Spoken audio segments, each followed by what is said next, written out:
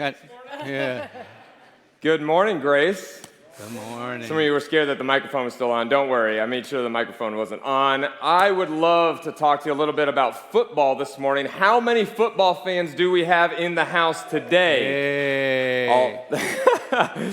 Some not so much. If you're online and you're watching, you're a football fan, let us know who your favorite team is. How many Bills fans do we have in the house? Lots and lots of Bills fans. Do we have any Giants fans in the house? Okay, all right. We got some Giants fans, all right. Jets, I know they used to have training camp here in Cortland, right? Back in the day. Now, I know we've got some Dolphins fans in the house, too. Where are you? Oh, my gosh. Oh, my gosh. The contingent is strong. We already squished the fish early in the season. It's just going to keep going. Well, I'd like to start today by telling you a story of when I was the starting linebacker back in college, and you guys already knew that was a lie. Yeah, there's no getting around it. That was a complete lie. I was dreaming one time about being a linebacker. No, but think about it. How crazy would it be if an NFL coach, right? So like the guys who are in charge of leading these elite football teams come into a season and they do absolutely no training camp. There is no playbook and no strategy. They just show up for game one. They go, hey, here's a football. Go out there and do something with it. How successful would that team be, do you think?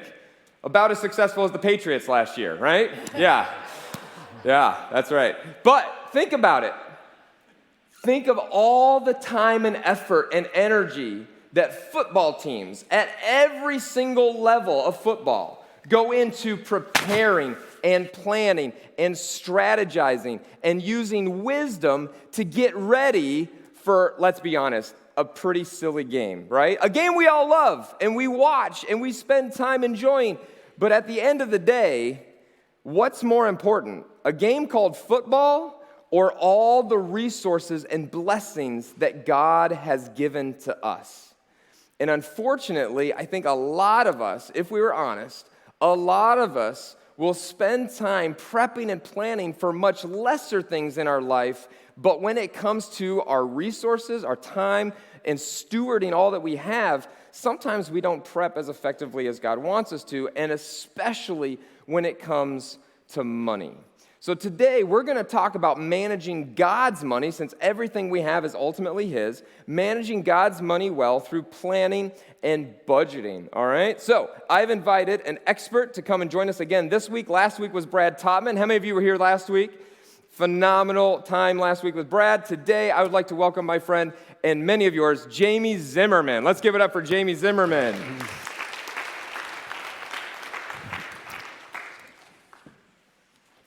They totally knew I wasn't a linebacker in college. Really? They didn't fall for that one. Oh, gee. Well, Jamie, could you just start out by sharing a little bit more of your personal story, your background, and Sure. That'd be great. Yeah, so Joel and I have been married for 41 years. Let's give it up for that. Come on. We've been part of the Grace family for 25 years after we moved to Homer 5 years ago. We have 3 grown sons that were raised here in the church, and they're scattered across the country right now and raising their own families. And so that's a little bit of our family. My background is in business and has been all my life. I was raised on a farm. I was part of that farm family in my early career days. And then I went on to do other things within the dairy industry. I spent 25 years as a CEO and general manager at Dairy One over in Ithaca. And I've spent a lot of time with civic and church organizations. I served here on the board for many years and served as church treasurer for a bunch of years, and have served as treasurer of a number of community organizations. So budgeting and planning is kind of in my blood and what I'm programmed to do. And if you talk to Joelle, and she says, well, we have plans for a lot of different things. And so it's kind of in my blood as far as planning. Budgeting. I don't hear a lot of people say that. And I believe budgeting. And let's change the verbiage a little bit on budgeting. I believe in planning. Budgeting kind of stirs up things in people's people's notions of like, oh, I can't do that. But everybody can plan, and it's a learned thing. So we're going to talk a little bit more about that. And so Joel and I have experienced, a lot of the things that everybody has experienced in their lives as far as some financial stress. And so we've been through those things. And we began our marriage with very few resources. And we were under significant financial stress at times in our marriage and learned how to deal with that. But we also learned together how to manage God's resources and through his principles and being disciplined about working together. And and then you asked me to participate today, and I really couldn't say no. I did ask you. Yeah. I did ask you. Thank you for not saying no. Yeah, I'm glad you said yes. So this whole topic of planning and preparing to steward God's resources wisely, how do we start? Where do we begin this conversation? Well, that's a great question, Dan, and you asked the best questions.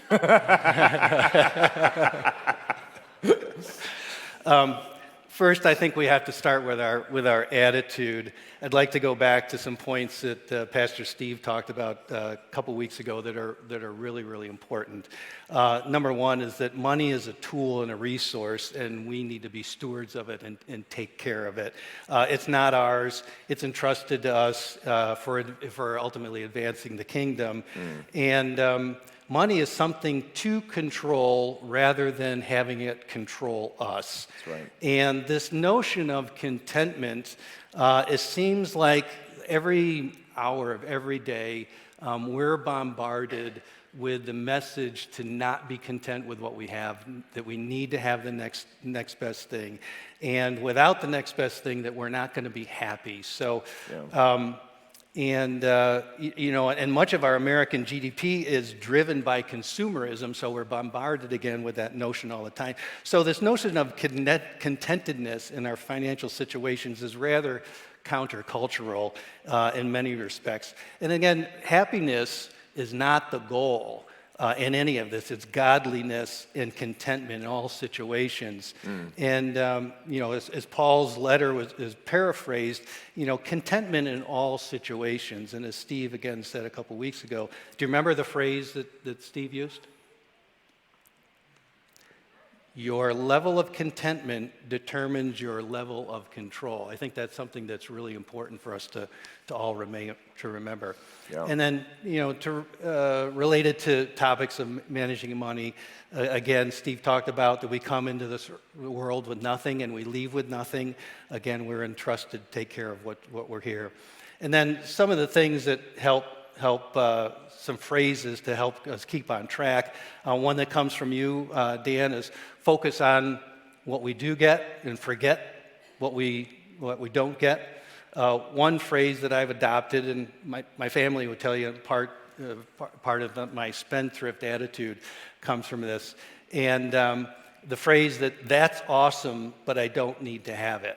And that comes from a quote from this book called The Men We Need, and a shameless plug for a group that I'm going to be leading this fall on this book. But the quote from the book... It is a tremendous book. Says, here it is, wow, that's beautiful, and I don't have to have it. I highly recommend this little mental maneuver to do this. And he was talking about a car that he went by and said, boy, I'd really like to have that car, and maybe I have enough money to have it. But then he remembered, it's like, well, that's awesome, but I don't need to have it. It could also be a really good parenting strategy too, right? Well, if you talk to my sons, they will tell you that I've said that many, many times.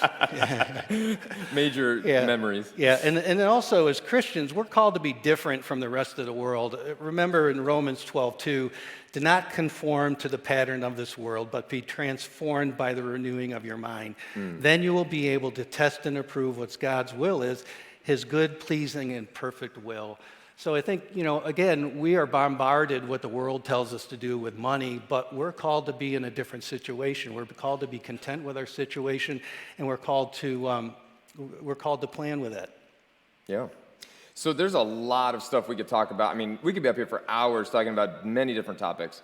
discipline, delayed gratification, frugality, simplicity, and this really important one called margin that we talked about last week. But I think if we hone in on some very simple things, like one thing we do know, a lot of us who are married, how many of you are married? Anyone married? All right, we got a bunch of married people. This can be a huge stressor in marriage.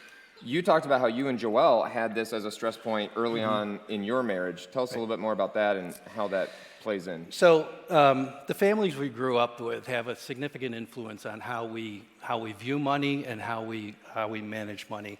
And and again, Joel and I came into marriage with very different backgrounds. I came from a farm family with parents that grew up in the Great Depression. We fixed things when they broke. We ate most of our meals at home. We earned money from working. And my folks were very frugal. And Joel and my sons will tell you today that I'm maybe frugal to a fault. So, that's my background. Joelle came from a very different background. She, as many of you know that have taken our mission family class, she came from a more affluent family. She grew up in New Jersey in the suburbs there with more disposable income and not a hands-on learning so much about money. So we came into marriage with very different backgrounds. And when do people's differences in marriage come out? When you're under stress. So the same things came to us, happened to us when we were under some financial stress, and we looked at each other and said, well, that's not how we did in our family. And Joel would look at me and say, well, that's not how we did in our family. So one thing that we've learned is to plan and get on the same page. And planning ahead of time for when those stressful times come along rather than waiting for them to come along is really, really, really important. So one of the things that we've learned in our marriage is that we start every day praying together out loud about everything. And I think in our finances, that's hugely important that we do that every day to be on the same page. And that's helped significantly with everything, but is really important. And again, this is one of the things that we also talk about in our mission family class about the differences that we were raised with and we come into marriage. And one of those things we come into marriage is very different attitudes towards money and managing them. And that's why we're called to plan and look ahead for when those stressful times are coming. It's not if those stressful times are going to come, it's when those stressful times come. Yeah, so if you're married with younger kids, I would highly recommend Mission Family. My wife Joy and I benefited from it immensely, and our marriage has been helped by it a lot. And yeah, so practical tools. You mentioned prayer. Prayer may not seem practical, but studies have shown that couples who pray together daily, I believe the stat was 90% of couples who spend time praying together daily have actually stayed together for decades. Which is really powerful. Praying together daily can be a practical tool. What are some other practical tools that you guys have found helpful? So I think some really practical tools. One is joint accounts on everything and keeping everything out in the open and having access to everybody's accounts. So having individual accounts within marriage is not a good idea. Having them together, having them joint, having the passwords to all your accounts, just an open book within your marriage. Usually one spouse takes the lead on managing the money. I think that's pretty typical. From a legal perspective, we are jointly and severably liable for each other's, when in marriage, for what our spouse does with our money. So it's just a really practical thing. And more importantly, God has united us in marriage in one flesh, in all things, including money. And that's, this is often said at weddings, Matthew 19:4-6. Have you read, this was Jesus talking, he replied that at the beginning, the Creator made them male and female and said, for this reason, a man will leave his father and mother and be united to his wife, and the two will become one flesh. So they are no longer two, but one flesh. Therefore, what God has joined together, let no one separate. It's amazing how powerful just those two words can be, right? Like one flesh in a marriage means everything, and including our finances. So why is budgeting important regardless of whether you're married or not? Like, why would budgeting be something that matters a lot? So we're called to plan, and if you, again, throughout the Bible, there's many verses on planning. One that I like is Proverbs 21:5. The plans of the diligent lead to profit as surely as haste leads to poverty. So again, in all facets of our life, we're called to plan. And a couple phrases that stick with me that remind me of this need to plan is one: if you fail to plan, you plan to fail. A saying that we had at Dairy One was that if you can't measure it, or if you don't measure it, you can't manage it. So if we're not measuring our money, we don't know where it is, we can't manage it. And even knowing where it goes, right? Right, exactly. I think a lot of times we can be so busy going and doing so much so fast, we may not even know where all of our money is going, and especially in the digital age, that can be a real problem. So in having a plan is just really determining what our vision is for where we want to go with any kind of thing. And so I was raised on a farm, and this was before the days of GPS and auto steer. And so my dad schooled me when I was just learning to drive tractor and doing things out in the field. And so he said, pick out a tree or something on the other side of the field. This was the first pass for the field, so it was really important. And he liked straight rows, and that was very important. And so how you did that was find something on the opposite end of the field where you could see and your vision for where you were going in the field, and this is where you wanted to wind up.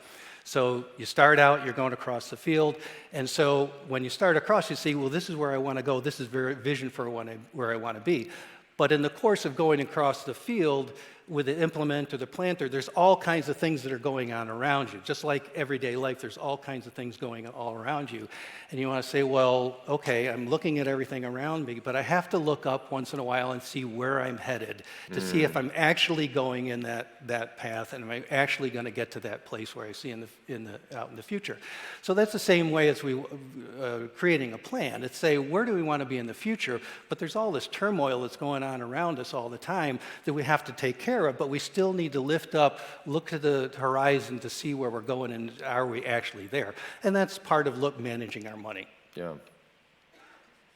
So how about planning in different sections, right? Short term, medium, long term. Sure. How does that play out? So, there's some recommended things to have a number of plans in place. So short term, what's happening in the next couple weeks, the next few months, as far as how do we pay our bills, what's coming up, taxes are due, that sort of thing. Medium term planning, 1 to 3 years. Am I saving for a house? Or a down payment? Is college coming along? Do we need to put some money away for that? And long-term savings for our retirement and things that we look for in the future. Again, if we don't start putting these plans in place and executing on them, they're not going to happen. So, and as you were talking about, football teams going into a game with a plan.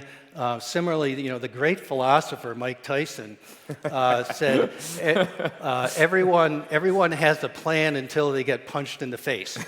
And he would know about that. He would know about that. So, we've all been punched in the face when we've had the best of plans. The dishwasher breaks, the car breaks down, the roof needs a new roof, a tree comes through. So we all get punched in the face at some point for just life happening. And we need to plan for that. So I go back to the issue of having some margin in our lives, whether it's planning to just understand or having a financial margin in our lives, to know that those things are going to happen. We all wish that they don't happen, but we're all going to get punched in the face with something that we don't expect, and having some margin built into our plan is important. Yeah. So one of the things that we're most excited about here at Grace is seeing the next generation, seeing so many young kids.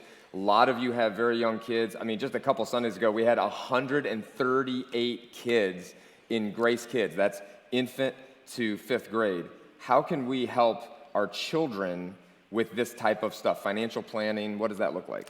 So I think we're all called to teach our children how to handle money in the context of what the Bible says about handling money, especially in today's environment where we're bombarded with this issue of you're not content, you have to have the next best thing. And with Amazon and those kinds of things, you just think about what you want, and it shows up at your door within less than 24 hours. And so teaching our families biblical ways of handling money is really important. And that can start at a very, very young age. The way that we did it with our sons was using what was called an envelope system. So we would give them an allowance from a very young age. We had 3 envelopes and said 10% first goes to return to God, 10% goes to saving for the future, whatever you want to do, and the rest goes in an envelope, and you can use that for whatever you want to use it on. And so that worked at the beginning. And then as they got older, we gave them more responsibility for their own finances on how they were going to manage money. So when they got more into junior high and in high school, we opened up their own checkings and savings accounts. We gave them the responsibility for buying their back to school resources and how they were going to manage that. They had a finite amount. They had to determine what their clothes were going to be, their supplies, and the like. And so they learned how to do that. And then when they left our home, they had their own ability to manage their own finances, and they did pretty well with that. And because they got punched in the face in some instances where they were on their own, and then we were there to help them with that. Say, okay, what happened? How do we plan for this differently? But it's really important to teach our children in our homes because the schools don't teach it.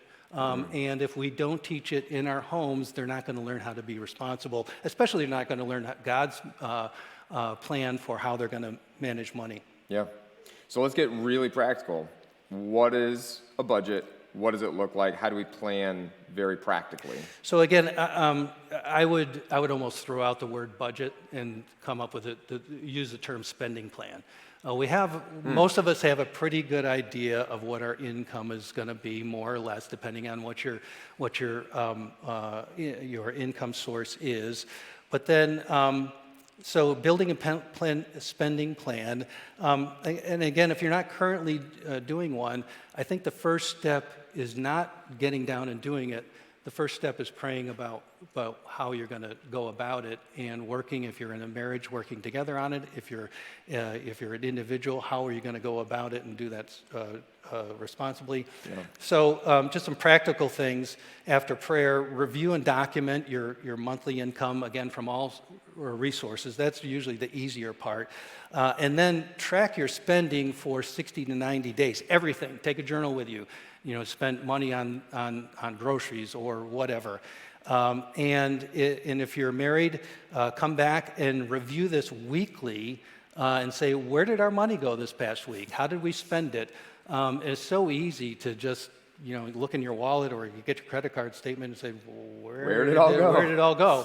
Document it and really determine where that came from. And then categorize that into buckets. So what was your giving? What were your fixed expenses for housing and taxes and that sort of thing? What were your variable expenses for groceries, gas, and that sort of thing, and clothing? And did you hit your savings goals for putting money away? And then, one of the things that I found can be really, just money can go very quickly is discretionary spending. Dining out, entertaining, streaming services. You can look at your statements at the end of the month and go, oh my gosh, how much did I spend on those things? So depending on what you learn from your spending, then build a plan. Take control of your finances and determine how much do I want to spend on these different buckets, or how much do I have to spend on these different buckets, and plan for that. And then once you have a plan in place, track your expenses weekly, review them, and adjust as needed, because we're going to have to adjust to what the game plan. Something happens, and we have to make adjustments. There's a lot of good resources and apps out there to help track your spending. Yeah. And I'll reference a few of those in a few minutes. And there's some really good things also out there as far as technology goes in the way of automation. And automation can be really good and it can be really difficult. Two-edged sword, for sure. Yeah. So direct deposit of your paycheck, I think, is a really, really good thing. Automatic payments for giving, the Church Center app. That's how Joel and I do our giving here at the church through the Church Center app. It all comes out of our account. It goes to where we want it to go automatically, so we don't have to even think about that. We know that Right. that's under control. Automatic payments for some of our expenses, for our mortgage payments and the like. And an automatic saving plan. And just a side note, those of you that are employed in a situation where you have a 401k and have the opportunity to take advantage of your employer's match, that's one of the only places that we're going to get free money from our employer, and that I highly recommend, regardless of where you are in your employment journey, that you take advantage of that match 100%, because that's free money. Which is different than last week. Last week we talked about the credit line, not free money. Right. Matching from your employer is free money. Yes. Yeah. Yep. And and then there's also some bad parts to automatic stuff where people would really like us to be automatic, like streaming platforms. It's so easy to sign up for a streaming platform, and then you go back and you look at your statement. It's like, oh, I paid a lot of money for that I haven't even used for a long time. But it's only $7.99. It's only $7.99. Times 12. Right. and you can wind up with a lot of those things. So the other thing is to take advantage of help and resources. I think one of the issues that we're in modern America is that we're reticent to talk about our personal financial situations with others, and we can be embarrassed by that or not sure, and we're reluctant to ask others for help. And so I would urge you that if you're in some kind of financial stress, you're not sure how to get going, to reach out to somebody that you trust. And if you're not sure where to start, give the office here at GCF a call, and they can help point you in the right direction. As I mentioned before, there's some great apps that are available, some great websites, some Christian-based websites for planning. Crown Financial is one, crown.org. The Every Dollar app by Dave Ramsey is a good place to begin for tracking our expenses, and the Copilot Money app. Right here at GCF, we have Right Now Media. Yep. There's a number of resources in the Right Now Media library. One that I previewed that looked really, really good was called MoneyWise. It's a 6-session group. That's available for free to anyone here at Grace. Right. Yep. So if you're not using or not on Right Now Media, again, connect with the office and you can see that. And that was very good. And also connect with other groups. Paul Seifer is going to be leading a group on generosity this fall.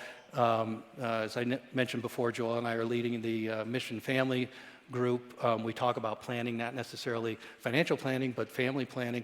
And then I'll be doing the Men We Need also. We talk about how do we manage and work within our families. So building and executing a plan, if you've not done it before, it seems really hard. But this is something we can learn to do. It's a skill that we can develop. Just because we haven't done it before doesn't mean we can't do it. So I would start small, learn, just as we learn lots of other things. And so I would start out small and start up. I've had the good fortune of running a few marathons in my time, and I didn't start out on marathon day learning how to run. I got a plan. I started small and ran a few miles at a time, and then built up to that. And then a few miles at a time is small for you, but yeah. and then you're prepared when you get there on race day that you can actually do it, and you're prepared to do it. So it's not you dive into this and you're automatically going to be comfortable doing it. You're not automatically know all the ins and outs, but there's a lot of help, and I would suggest you start out small, get some help, take advantage of resources, and you'll be happy that you did. Awesome. Well, Jamie, thank you. Can we thank Jamie Zimmerman for all of his wisdom and help? Yes. Thank you so much, Jamie. So I know as you hear this extremely practical series, some of you may be hearing this stuff for the first time, whether you're watching online, you're in the room, and you're going, man, I could really use some of this stuff. Then there are others of you who have been sitting here for the last couple weeks and going, I know this, I know this, I know this. I'm living this. I should be up on the stage giving this. Like, I get that. And here's what I want to challenge you with. Who do you have in your life who you are helping, just like Jamie and Joelle are helping others? Who are you helping with their finances? It's easy in today's world to look around in our jobs and in society at large and maybe our friend groups and go, dang, I wish these people got it. Well, my question to us here in this room who do get it, whether it's with debt or with budgeting or with just managing God's resources, who are we helping to come alongside them and go, you know what? I want to, at the very least, be a trustworthy friend in your life. Because honestly, I mean, listen, who's going to open up about their finances with someone they don't trust, right? That would be kind of silly. That actually wouldn't be very wise. Are we being trustworthy friends and family for those around us? And then, if we are we even being available to help others with stuff that may come very naturally and may seem like it's so easy for us, but it may not be easy for others? So as we go through this series, please, if you need to take advantage of resources or if this has sparked something that you need to take a next step in, fantastic. But I would say, especially for a 223-year-old church, there are many, many, many of us right here in this room and watching online who need to think about and plan to be the kind of friends and family who don't just know stuff, but actually help others to play the game of life well. Because as much as we love football, it's an awesome game that we love to watch, but it's also an illustration or a picture of how we need to approach the more important things of life, and especially when it comes to living life God's way and the wisdom that He has given us. Are we even taking the time to look around and go, how can we help someone else play the game of life in the way that God wants? That's our next step. That's our challenge. Let's pray and ask God to help us do that as we enter our week. Lord, thank you for your wisdom. Thank you so much for amazing friends that we have, like Jamie and Joelle and many others in this church who have taken your advice and your wisdom to heart, have done everything they can to implement that in their lives. And Lord, I just pray that so many more of us would catch this vision of getting out of rows and getting into each other's lives so that we can become more like your Son Jesus in every aspect, but especially with the amazing blessing of resources that you have blessed us with. God, everything we have comes from you. Thank you for your generosity to us, and I pray that we will let that spill out in our lives Monday through Saturday just as much as Sunday. In Jesus' name.